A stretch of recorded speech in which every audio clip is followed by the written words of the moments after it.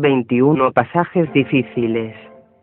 Hay unos cuantos principios básicos para tratar con pasajes bíblicos difíciles. Primero, debemos creer que la Biblia no contiene dificultades. Si hay dificultades, estas se deben a nuestra predisposición y a un entendimiento mal encaminado. Segundo, para resolver estas dificultades, no es suficiente interpretar solamente basándonos en el contexto. Ninguna porción de la palabra tiene su interpretación aislada. Cuando encontremos un pasaje difícil, debemos estudiarlo junto con otros pasajes para que podamos llegar a una conclusión. Ningún pasaje difícil puede estar en conflicto con enseñanzas contenidas en otras partes de la Biblia. Cuando Dios escribió la Biblia, no escribió ninguna porción aparte de las demás. Si hay algún conflicto, se halla en nuestra mente. Tercero, aunque algunas cosas se encuentran en un solo pasaje, tenemos que creerlas. No debemos dudar de la palabra de Dios por nuestros prejuicios ni nuestros motivos. Cuarto, tenemos que buscar evidencias para resolver las dificultades, es decir, tanto evidencias bíblicas como lógicas.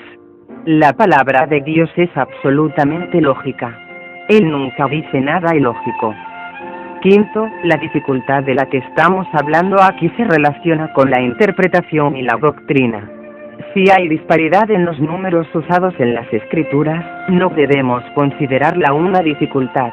Es posible que sean errores cometidos en la transcripción de los manuscritos. Recientemente se descubrió un manuscrito cerca del monte Sinaí, el cual contiene muchos errores. En los días en que se copió, la Iglesia pasaba por mucha persecución, las Biblias eran destruidas donde se hallasen, y no era fácil hacer copias. Así que era inevitable cometer errores, aunque esto no significa que haya problema con la inspiración. No puede uno desacreditar la Biblia por esta clase de errores tan insignificantes. Después de establecer los principios mencionados, podemos agrupar los pasajes de la Biblia que sean difíciles. Por ejemplo, se habla de los hijos de Dios en Génesis 6:2.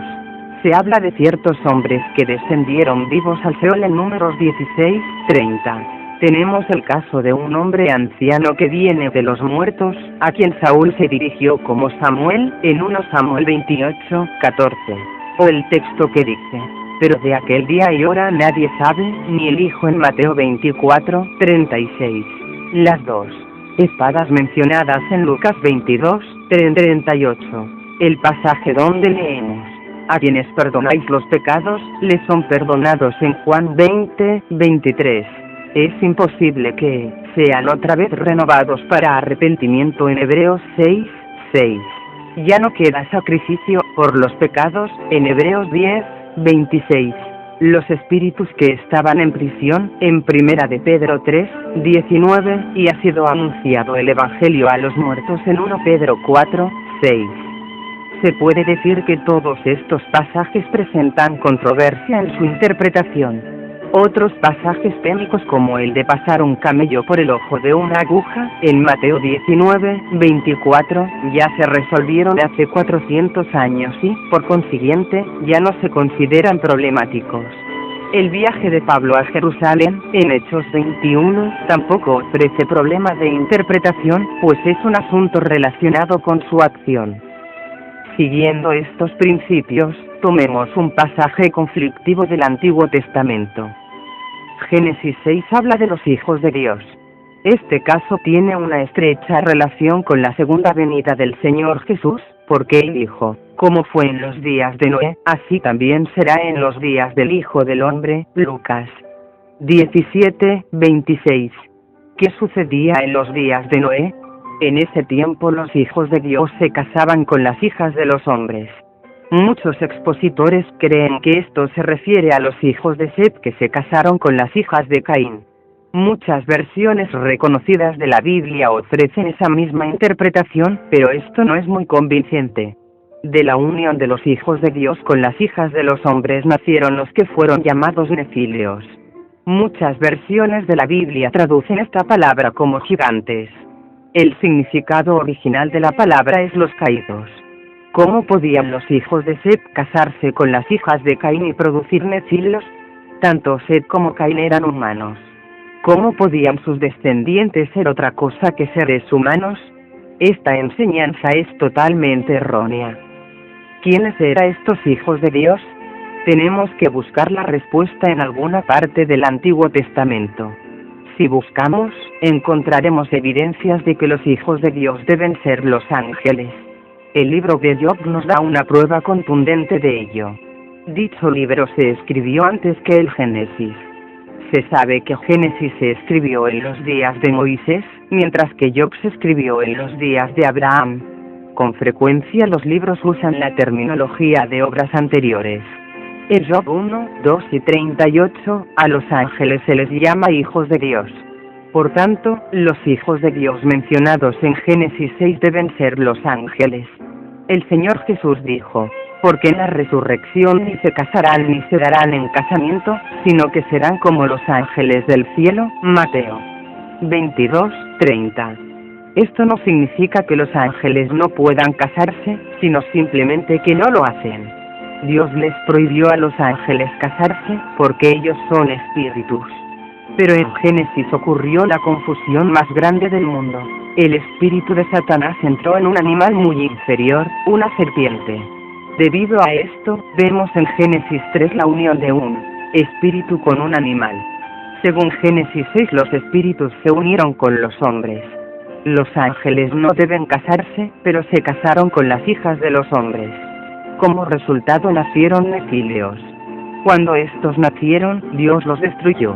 Dios quería tener ángeles y hombres, no nefíleos. Él no produjo esa especie. Dios lo creó todo según su género, pero los demonios se unieron con los hombres.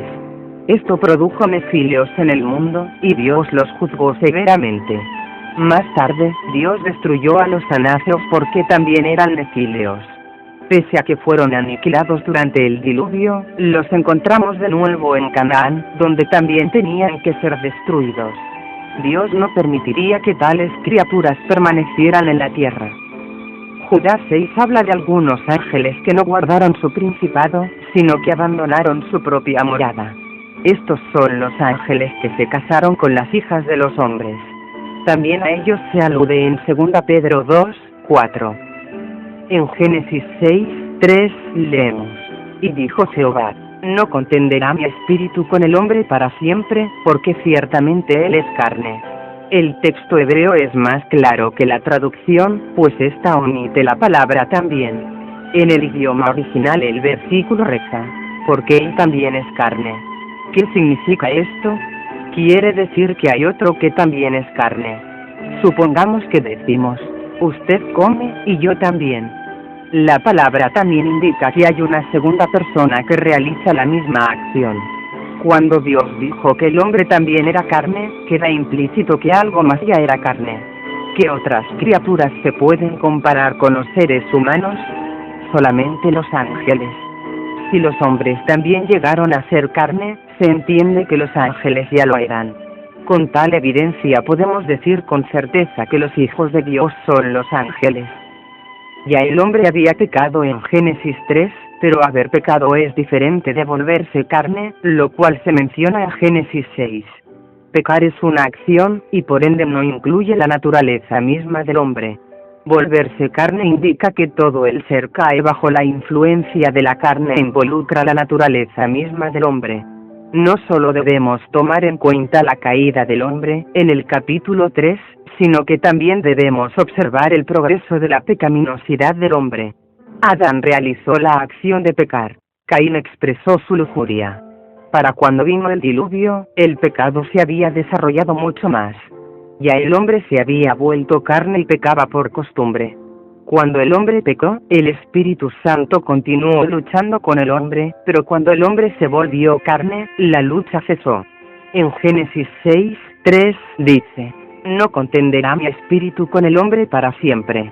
Desde que el hombre estaba en el Edén hasta los días del diluvio, el Espíritu Santo había estado luchando con el hombre, pero cuando el hombre se entregó en su concupiscencia y se volvió carne, el Espíritu Santo dejó de luchar con él. Debemos prestar atención a esto porque la Biblia dice: como fue en los días de Noé, así también será en los días del Hijo del Hombre. Lucas 17:26. Tenemos que ahondar en este asunto. Cuando vengan los días del Hijo del Hombre, el espíritu maligno de Satanás descenderá una vez más a la tierra, y los ángeles pecaminosos se vestirán de carne. Siempre que estos hijos de Dios causan problemas, Dios ejecuta un juicio severo sobre ellos. El juicio del diluvio no tuvo precedente, y el juicio que sobrevino a Canaán fue severo. En los días del Hijo del Hombre, también habrá un gran juicio, y el Señor juzgará a los ángeles que abandonaron su lugar. Estos ángeles que abandonaron su propia morada están entre la tercera parte de los ángeles que cayeron, Apocalipsis 12:4, o son diferentes. La primera parte de Judas 6 dice: y a los ángeles que no guardaron su principado, sino que abandonaron su propia morada. La palabra principado es traducida por dar y estado original. Es decir, no se refiere solo a su morada original, sino también a su condición original. Los ángeles originalmente no se casaban. No conservar su propio estado significa que se dieron al matrimonio. Principado se refiere a su estado, y su propia morada se refiere al lugar donde habitan. ¿Qué les pasó a estos ángeles? La última parte del versículo 6 dice que los ha guardado bajo oscuridad, en prisiones eternas, para el juicio del gran día. El versículo 7 nos da una explicación más detallada del versículo 6. No se refiere a algo nuevo. La gramática indica que el versículo 7 es una explicación del versículo 6. Estos ángeles son como la gente de Sodoma y Gomorra y las ciudades vecinas, las cuales de la misma manera que aquellos, se dedicaron a la fornicación y fueron en pos de una carne diferente. Ellos fueron puestos por ejemplo y sufrirán el castigo del fuego eterno. Estos versículos no se refieren a los hombres de Sodoma y Gomorra que fornicaron, sino a los ángeles que fornicaron como los hombres de Sodoma y Gomorra. En efecto, se entregaron por completo a la fornicación. Se olvidaron de todo lo demás y se enfrascaron en la fornicación. Fueron en pos de una carne diferente. Por tanto, fueron puestos por ejemplo, sufriendo el castigo del fuego eterno. Podemos decir que Judas 6 y 7 son una explicación de Génesis 6. Usemos como ejemplo otro pasaje difícil de la Biblia. Juan 20:23 dice: a quienes perdonáis los pecados, les son perdonados. Este es en verdad un pasaje muy difícil. ¿Cómo puede el hombre tener la autoridad para perdonar los pecados de otros hombres? La Iglesia Católica Romana usó este versículo como base para vender indulgencias. En realidad, este versículo debe ligarse al versículo anterior que habla de recibir al Espíritu Santo. En otras palabras, el Señor dio el Espíritu Santo a la Iglesia para que ésta, como su vaso y representante, pueda perdonar. Este perdón se confiere por medio de un instrumento. Supongamos que le predico el Evangelio a un pecador. Él confiesa que es pecador y le pide a Dios que lo perdone.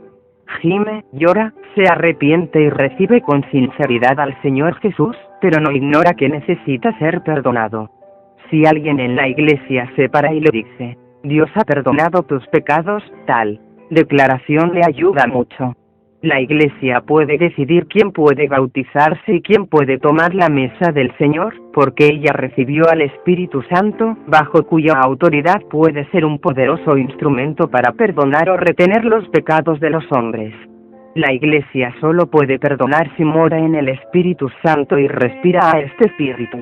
Nadie puede perdonar si está en la carne. Si nos damos cuenta de que la Iglesia es un instrumento de perdón, no tendremos dificultad con este pasaje. Los textos anteriores nos sirven como ejemplos para abordar pasajes bíblicos difíciles. La interpretación de cualquier pasaje difícil en la Biblia debe ser respaldado con pruebas suficientes, teniendo en cuenta el contexto del pasaje y estando libres de prejuicios. 22 libro por libro. También podemos estudiar la Biblia libro por libro. Podemos estudiar el Pentateuco, los libros de historia, los salmos y los libros de los profetas. Debemos memorizar el contenido de cada libro. Al estudiar los libros de los profetas, debemos encontrar cuántos profetas vivieron antes de la deportación, cuántos vivieron durante la misma y cuántos después. El estudio del Nuevo Testamento se debe conducir también de la misma manera. Necesitamos conocer la parte histórica del Nuevo Testamento, las epístolas enviadas a las iglesias, las epístolas dirigidas a individuos, y las profecías. Un hijo de Dios tal vez no tenga que explicar todos los libros de la Biblia, pero sí debe, por lo menos, conocer el contenido general de cada libro. Debemos dedicar por lo menos 2 años para tener una idea de los 66 libros de la Biblia. Si queremos tener un conocimiento profundo, necesitamos 5 o 6 años. Una vez que nos familiaricemos con el contenido de cada libro, conoceremos su carácter y podremos relacionarlos entre sí. Por ejemplo, podemos vincular nuestro estudio del Antiguo Testamento con Romanos, Efesios y Colosenses. Esta es una capacitación básica, y debemos prestarle atención. 23. El estudio profundo de algunos libros. Después de tener una idea general de todos los libros de la Biblia, debemos escoger algunos de ellos y estudiarlos a fondo. Esto requiere una investigación intensa de nuestra parte. En el Antiguo Testamento debemos estudiar, por lo menos Génesis, Daniel y Cantar de Cantares. Si es posible, podemos agregar a esta lista otro libro del Pentateuco, ya sea Éxodo, Números o Levítico. En las profecías, si queremos podemos agregar Zacarías. Isaías por su parte tiene un valor especial, aunque la mayoría de sus profecías ya se cumplieron. Zacarías es parecido a Daniel en el hecho de que muchas de sus profecías no se han cumplido todavía. Por eso sugerimos estos libros. En el Nuevo Testamento podemos tomar, por lo menos, 4 libros: Mateo, Romanos, Efesios y Apocalipsis, los cuales son básicos. Si tenemos tiempo, también debemos estudiar el Evangelio de Juan y 2 Corintios. Si primero nos familiarizamos con 5 o 6 libros y luego agregamos paulatinamente más a esta lista, obtendremos un conocimiento profundo de 10 o 20 libros en 10 o 20 años. 24. Cristo. Muchas personas dicen que la Biblia trata específicamente de Cristo y que el propósito de la Biblia es guiar a los hombres al conocimiento de Él.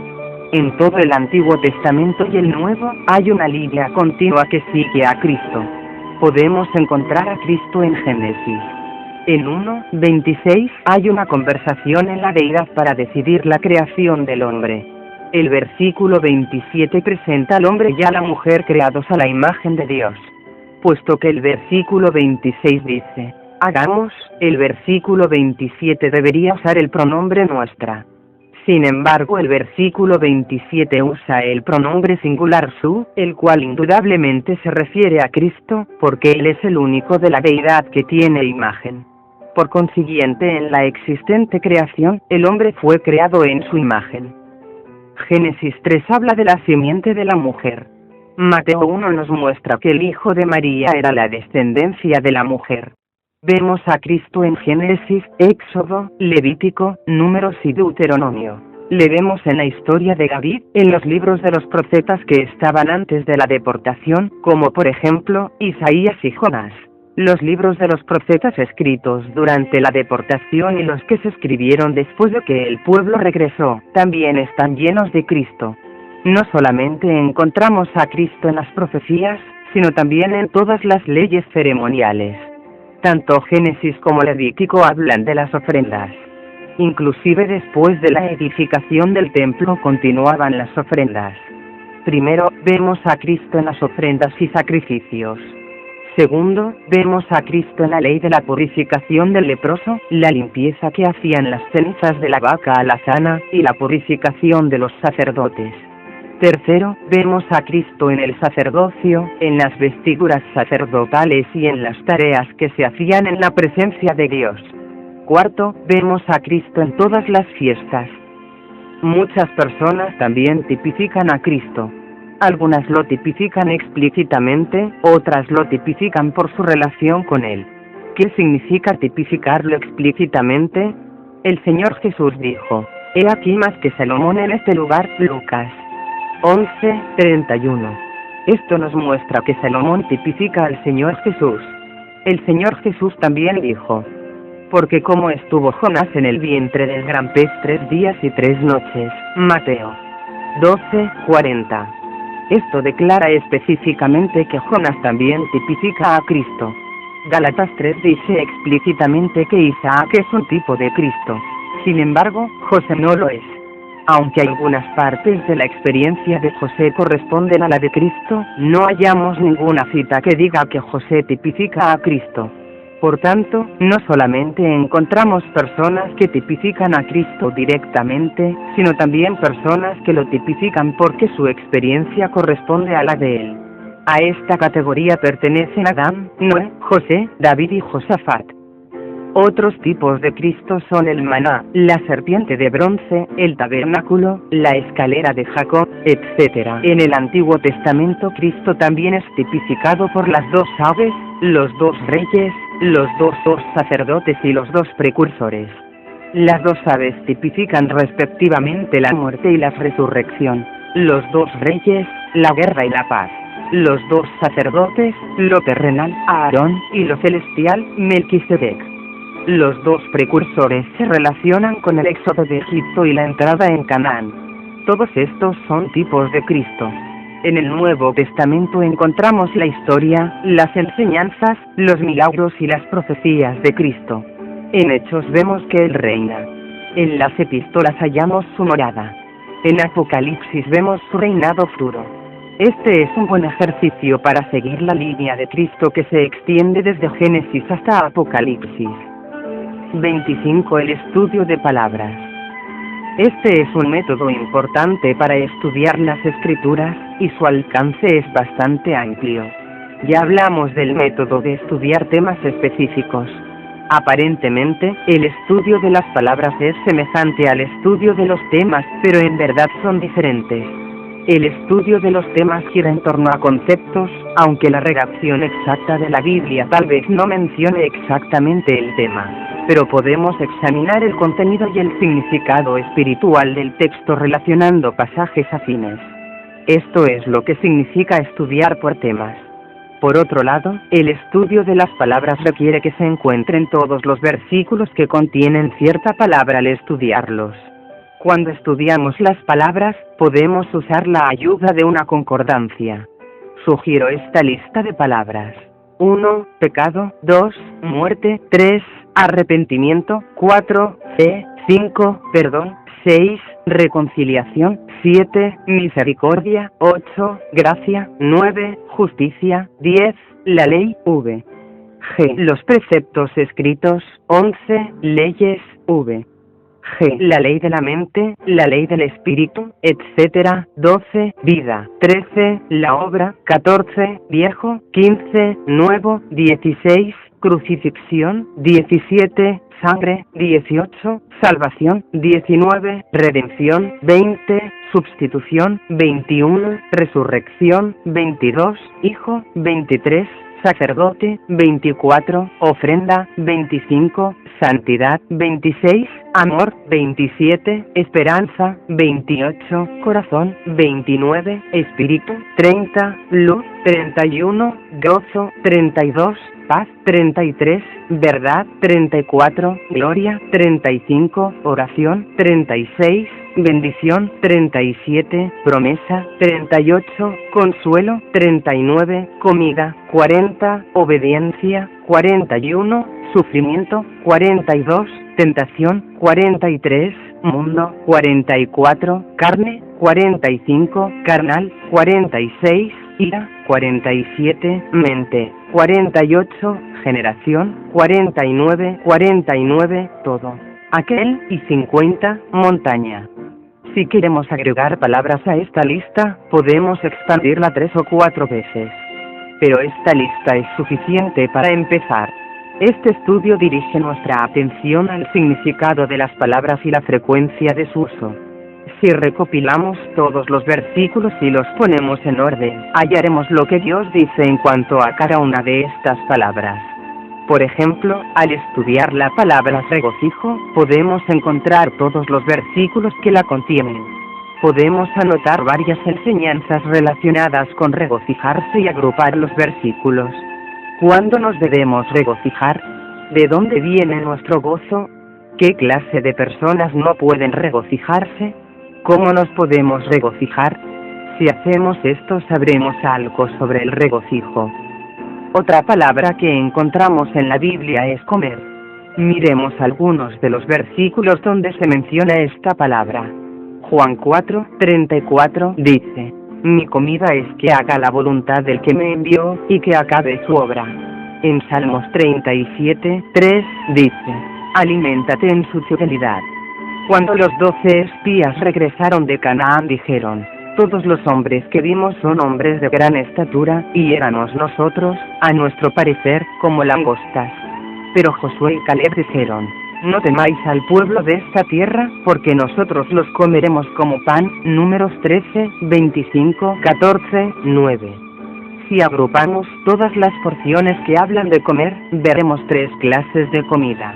Primero, la comida que es hacer la voluntad del Padre. Cuanto más hacemos la voluntad del Padre, más fuertes nos volvemos porque tenemos algo de comer. El Señor envió a sus discípulos por pan porque tenía hambre, pero cuando regresaron con el pan, Él les dijo: yo tengo una comida que comer. Los discípulos se decían unos a otros: ¿le habrá traído alguien de comer? El Señor dijo: mi comida es que haga la voluntad del que me envió y que acabe su obra. Juan 4:32-34. Esto nos muestra que nuestra labor no debe debilitarnos, sino, por el contrario, fortalecernos. No solamente las oraciones nos alimentan, sino también las obras. Si servimos a Dios en su labranza, igual que nuestro Señor hizo, seremos alimentados al laborar, porque nuestra comida es hacer la voluntad del Padre. En segundo lugar, la fidelidad de Dios es nuestra comida. Dios es un Dios fiel, y podemos alimentarnos de su fidelidad. Cada vez que Dios responde nuestra oración, nuestra fe se fortalece. Siempre que confiamos en la dirección de Dios, somos alimentados. Cuanto más confiamos en Dios, más satisfechos y fortalecidos somos. La fidelidad de Dios es nuestra comida. En tercer lugar, aún los gigantes, los nefilos, son nuestra comida. Cada gigante que comamos nos hará más fuertes. Si comemos uno hoy, podremos comer 2 mañana, y 4 el día siguiente. Nos volveremos más fuertes y estaremos más satisfechos si los continuamos comiendo. Mucha gente es débil porque nunca ha vencido a los gigantes de Canaán. En otras palabras, nuestras dificultades son la comida de Dios para nosotros. Si no las comemos, tendremos hambre. Si las comemos seremos fuertes, y las pruebas quedarán atrás. Una vez un hermano estudió la palabra llamado. Juntó varias docenas de versículos y los agrupó en 10 secciones. Como ejemplo, les doy una lista con las siguientes secciones. Sección 1. El origen de nuestro llamado. 1. Origen primario. Dios, Primera de Tesalonicenses 2:12-2. Origen intermedio. Jesucristo, Romanos 1:6. Sección 2. Los llamados. 1. El alcance general. Todos los hombres. Primera de Corintios 1:24-2. El alcance espiritual. Los pecadores. Lucas 5:32-3. La evaluación que Dios hace. Vasos de misericordia. Romanos 9:23-24-4. La condición actual. No hay muchos sabios. Primera de Corintios 1:26, sección 3. La meta del llamado. 1. El arrepentimiento. Lucas 5:32-2. La salvación. Segunda de Tesalonicenses 2:13-14-3. La paz. Colosenses 3:15-4. La luz. Primera de Pedro 2:9-5. La comunión. Primera de Corintios 1:9-6. El servicio. Romanos 1:1-7. La libertad. Gálatas 5:13-8. La santidad. Primera de Co 1:2-9. El sufrimiento. Primera de Pedro 2:21-10. La vida eterna. Primera de Ti 6:12-11. La herencia eterna, Hebreos 9, 15, 12. La gloria eterna, Primera de Pedro 5, 10, sección 4. El principio del llamado. 1. Conforme al propósito de Dios, Romanos 8, 28, 2. Según la gracia de Dios, Segunda de Timoteo 1, 9, 3. No conforme a nuestras obras, Segunda de Timoteo 1, 9, sección 5. La esfera de nuestro llamado. 1. En el Señor, Primera de Corintios 7, 22, 2. En la gracia, Gálatas 1, 6, 3. En la paz, Primera de Corintios 7, 15, 4. En la santificación, Primera de Tesalonicenses 4, 7, 5. En un solo cuerpo, Colosenses 3, 15, sección 6. La manera en que somos llamados. 1. Mediante el Evangelio, Segunda Tesalonicenses 2, 14, 2. Por la gracia de Dios, Gálatas 1, 15, 3. Por la gloria de Dios, Segunda de Pedro 1, 3, 4. Mediante la naturaleza divina, Segunda de Pedro 1, 3. Sección 7. El carácter de nuestro llamado. 1. Es santo, Segunda de Timoteo 1, 9, 2. Viene desde lo alto, Filipenses 3, 14, 3. Es celestial, Hechos 3, 1, 4. Es humilde, Primera de Corintios 1, 26, sección 8. Los requisitos para ser llamados. 1. Permanecer como estamos, Primera de Corintios 7, 17, 2. Andar según nuestra condición, Primera de Corintios 7, 17, 3. Como es digno del mismo, Efesios 4, 1, 4. Como es digno de Dios, que nos llama, Primera de Tesalonicenses 2, 12, 5. Ser diligentes, Segunda de Pedro 1, 10, sección 9. El estímulo de nuestro llamado.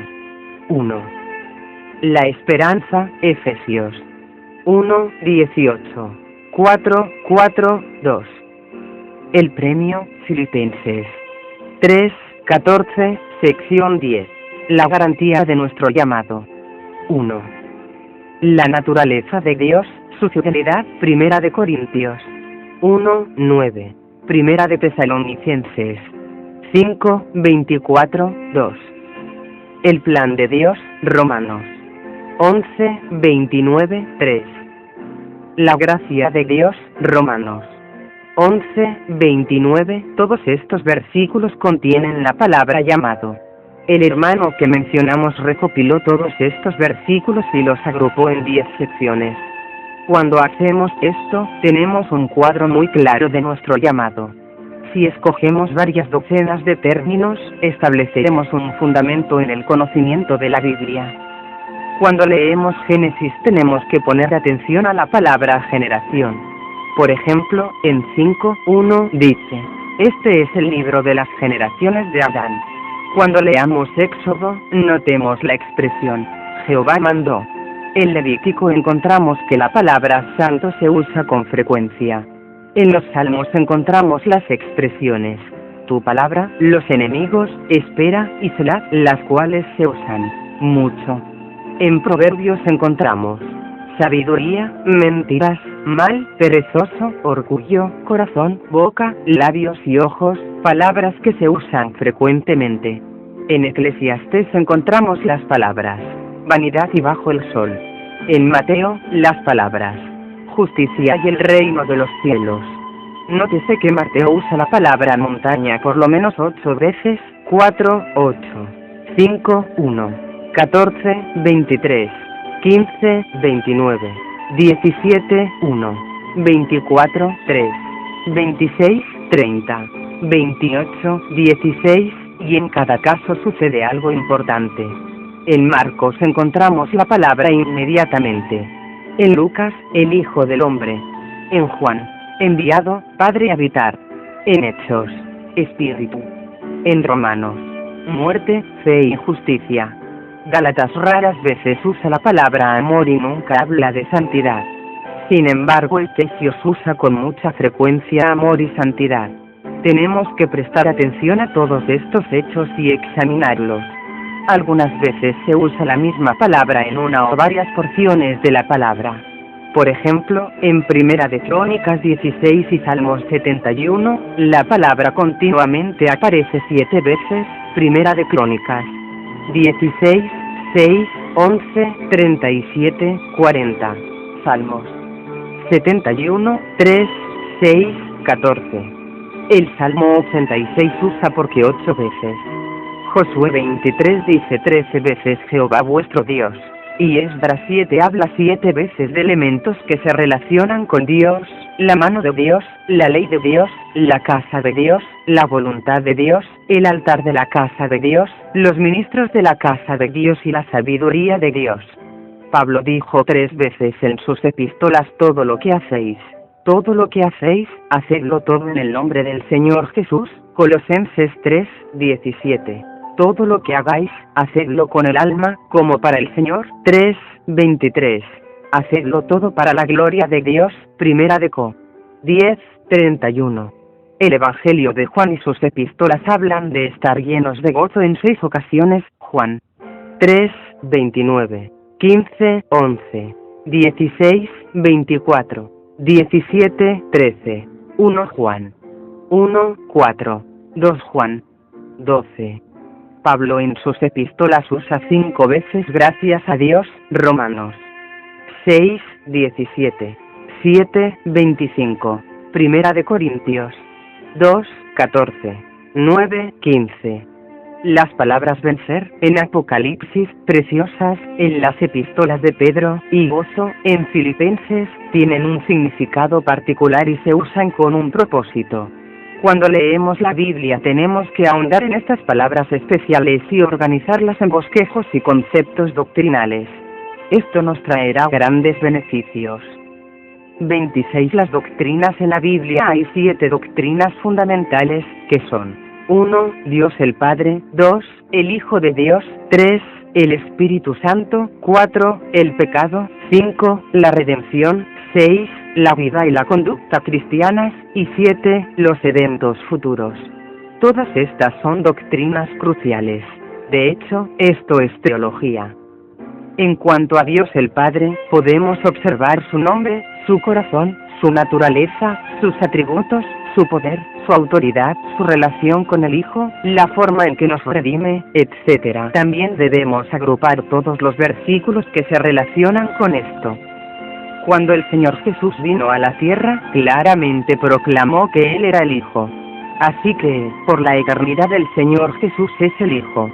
Sin embargo, fue designado Hijo después de su resurrección. Hebreos 1, 5 dice: yo te he engendrado hoy, lo cual se refiere a la resurrección del Señor. Romanos 1, 4 también dice que fue designado Hijo de Dios con poder, según el Espíritu de Santidad, por la resurrección de entre los muertos. Después de estudiar las doctrinas del Padre y el Hijo, pasamos a la doctrina del Espíritu Santo.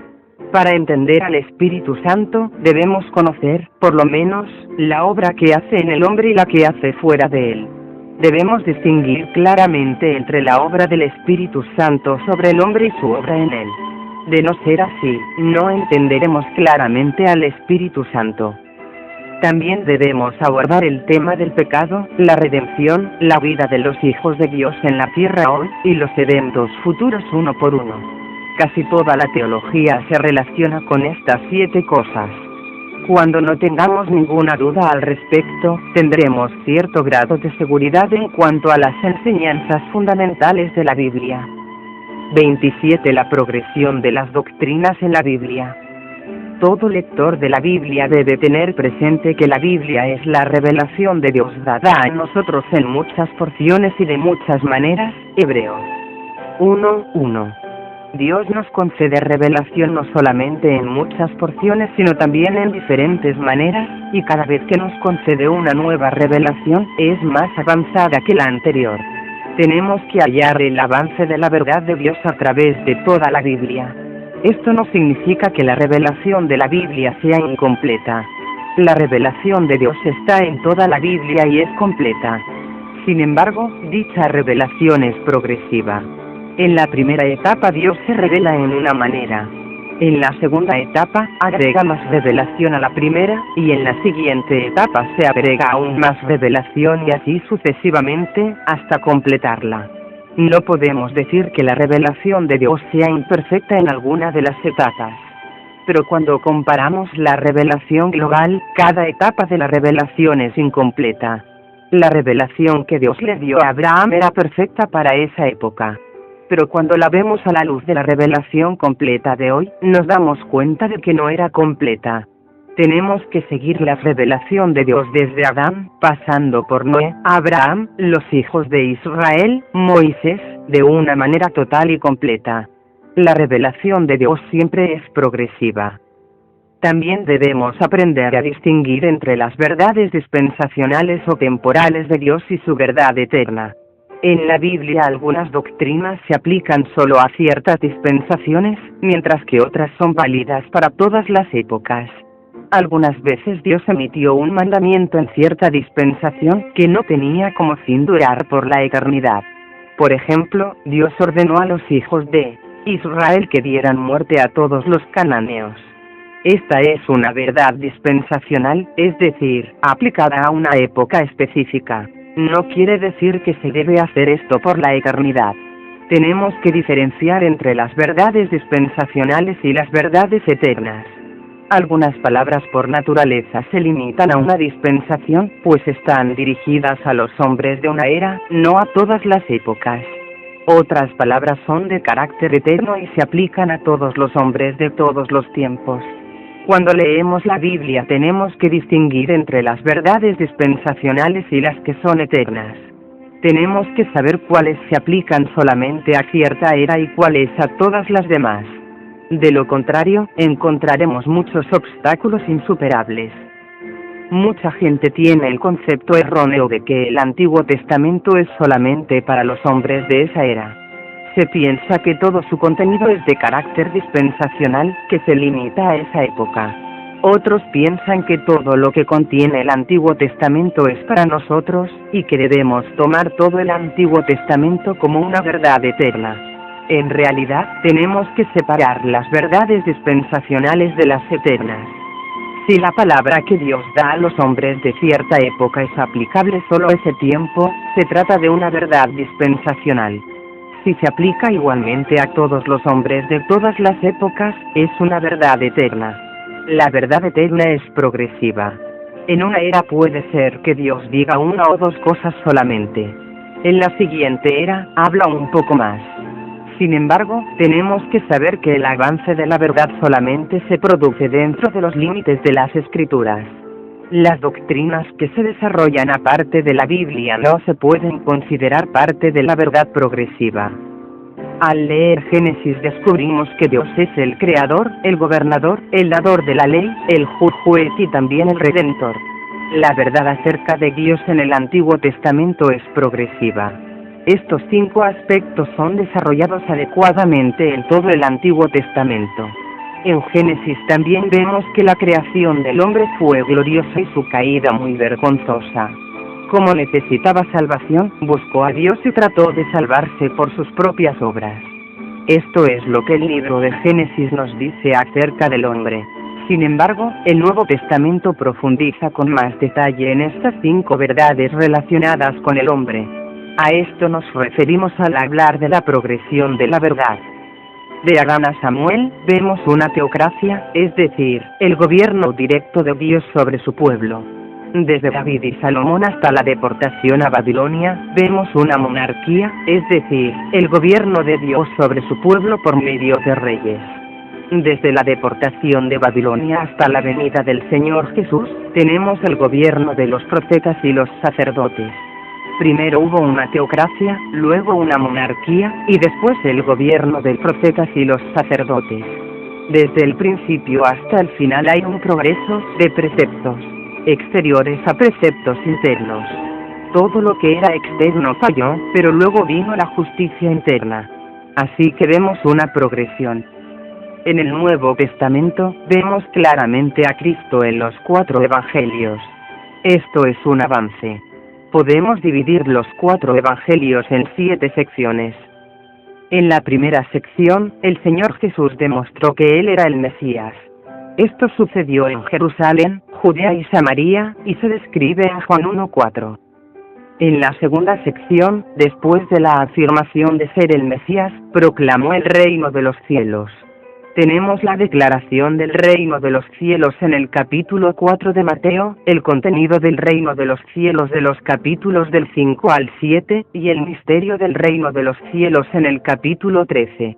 La segunda sección es un desarrollo del reino de los cielos. En la tercera sección se tiene la vindicación de la persona del Hijo de Dios, comenzando desde que el Señor alimentó a los 5.000. El Evangelio de Juan nos da un recuento especial de ello. Aunque los otros evangelios también lo mencionan, la narración de Juan comunica un significado especial, ya que hace notar que el Señor alimentó a los 5.000 con el fin de probar que Él era el Hijo de Dios. Después de esto en Cesarea, Pedro confiesa que Jesús es el Cristo y el Hijo de Dios. Más adelante vemos la transfiguración del Señor en el monte. Todo esto constituye la vindicación de la persona del Señor Jesús. En la cuarta sección, después de la transfiguración en el monte, el Señor afirmó su rostro hacia Jerusalén. Cristo llega a ser el que sufre, el que va a morir. Mateo 16:21. Lucas 9:51. En la quinta sección el Señor Jesús entró a Jerusalén y habló de su segunda venida. A continuación, tenemos la profecía del Señor en el Monte de los Olivos. Mateo 24:25. En la sexta sección, en la noche de la Pascua, el Señor se dirigió a los discípulos en la azotea, y les habló de la venida del Espíritu Santo, de la parábola de la vid y de otras cosas más. Juan 14:17. En la séptima sección el Cristo resucitado dio a los discípulos la comisión de predicar el Evangelio. Al leer los Evangelios debemos identificar primero estas 7 secciones de la historia de Cristo, como si estuviéramos estableciendo el soporte de 7 montañas. Después de hacer esto, tendremos un entendimiento claro de la obra y de los hechos del Señor Jesús. En el libro de Hechos encontramos 3 temas cruciales. 1. La resurrección del Señor Jesús. 2. Su reinado. Y 3. Su perdón. El Señor resucitado reina hoy y predica el perdón a todos los hombres. Esto muestra que Hechos va un paso más adelante que los Evangelios. Después de esto, tenemos las epístolas de Pablo. Notemos que el orden dado estas en la Biblia no corresponde a la secuencia cronológica en que se escribieron. La secuencia cronológica sería: Primera de Tesalonicenses, Segunda de Tesalonicenses, Primera de Corintios, 2 Corintios, Gálatas, Romanos, Filemón, Colosenses, Efesios, Filipenses, Primera de Timoteo, Tito, Segunda de Timoteo. Si asignamos a Pablo la autoría de Hebreos, entonces debe ir antes de Primera de Timoteo. Las epístolas de Pablo se pueden dividir en 4 categorías. 1. Primera y Segunda Tesalonicenses tratan de la venida del Señor. 2. Primera y Segunda Corintios y Gálatas corrigen los errores de los creyentes. 3.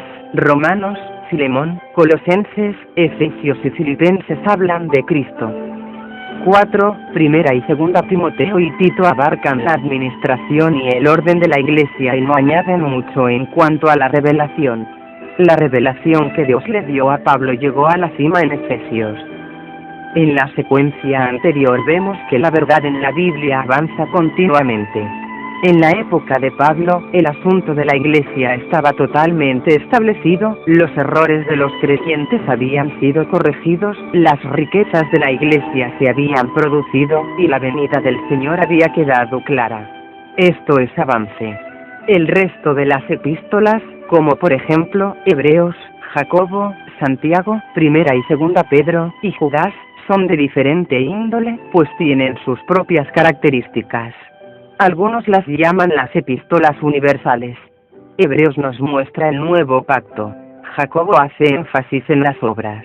Primera y Segunda Pedro hablan de sufrimientos y esperanza, y Judas presenta la preservación de la fe. Estas epístolas abordaron diversos aspectos relacionados con el cristiano. No contribuyen al avance en la revelación. Por último, tenemos las epístolas de Juan y Apocalipsis, donde encontramos otro avance. Pablo presenta las verdades, mientras que Juan ofrece la teología. Juan destaca especialmente la realidad que yace detrás de la vida cristiana, que es la vida de Dios. Las epístolas de Juan y Apocalipsis nos vuelven a Dios. Las verdades bíblicas siempre avanzan. Toda verdad tiene su cumbre. La revelación se abre en un libro, y luego se descubren revelaciones adicionales en otros. Cuando avanza hasta cierto libro, la revelación alcanza la cima. Por ejemplo, cuando estudiamos la justicia, tenemos que comenzar con Mateo y examinar la manera en que se revela al comienzo. Podemos omitir los otros 3 evangelios en lo que a este tema se refiere. Cuando lleguemos a Romanos y Gálatas, el tema llega a su cima. En el tema de la Iglesia, tenemos que comenzar con Mateo 16. Al llegar a Efesios el asunto se explica detalladamente. Al abordar el tema de la vida, comenzamos con el Evangelio de Juan. En las epístolas de Juan, el tema alcanza su cima y queda claro. Si hacemos esto de libro en libro, hallaremos dónde se introduce el tema, dónde se desarrolla y expande, y dónde concluye y queda establecido. Lo interesante es que después que el tema queda establecido, no se añade nada al respecto en los libros subsiguientes. Cada tema se introduce en uno o más libros, y después los libros que le siguen no mencionan más el tema o lo tocan ligeramente. Al concluir la Biblia, la revelación completa de Dios llega a la cumbre. La revelación de Dios siempre es progresiva. Constantemente avanza hasta que al final todo queda establecido. Por consiguiente, cuando leemos la Biblia debemos hacer 2 cosas. Primero, encontrar la revelación de la Biblia, es decir, debemos encontrar dónde se habla primero de cierta verdad. Segundo, donde se revela un nuevo significado y una revelación nueva. Tenemos que seguir la verdad paso a paso y tomar apuntes. Un libro nos puede dar la introducción, otro nos puede dar más explicaciones. Un tercer libro nos puede dar más revelación. Debemos escribir y recopilar todas estas nuevas explicaciones y revelaciones. Después de reunirlas y analizarlas, podemos dar una exposición concreta de esa verdad. Esto constituye la teología. La teología apropiada es el estudio de las verdades de la Biblia. Podemos llamarle teología doctrinal. Si estudiamos la Biblia de esta manera, tendremos un entendimiento claro de las verdades de la Biblia. Concluyamos la discusión acerca de las maneras de estudiar la Biblia con la siguiente recomendación. La persona que lee la Biblia debe ser recta. De lo contrario, pasará por estos 28 planes de estudio sin sacar ningún beneficio. La letra mata, mas el espíritu vivifica, 2 de Corintios 3, 6. No queremos decir con esto que solo se puede leer la Biblia cuando se está totalmente preparado y perfeccionado, sino que cuando leamos la Biblia, debemos tener muy presente nuestra condición delante del Señor. Por una parte, esta debe ser correcta, y por otra, debemos estar dispuestos a dedicar tiempo usando los diferentes métodos para estudiar la palabra. Esto nos permitirá recoger una abundante cosecha y obtener un rico suministro.